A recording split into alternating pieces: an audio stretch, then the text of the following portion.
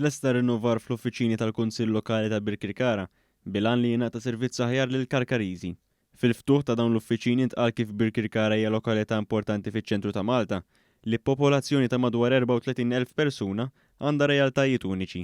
Is-Sindku ta' Birkirkara Joanne De Bonogrek sostniet li l-Kunsilliera u l-ħaddiema tal-Kunsill jeħtieġu l-aqwa ambjent biex fih jaqdu lir-residenti. Dan l-uffiċċju sar biex in-nies Karkariżi jkunu moqdijin aħjar u l-istaff ikun jaħdem aħjar mal-Karkariżi. Il-Ministru għall-Gvern Lokali Jose Herrera tkellem dwar dokument li mistenni jitnieda fi żmien li ġej dwar il-poteri tal-Kunsilli Lokali li se jgħin lil dawn il-gvernijiet lokali jkunu aktar stmati. Sostna li dan id-dokument huwa importanti għaliex l-aħħar wieħed li sar kien madwar 10 snin ilu.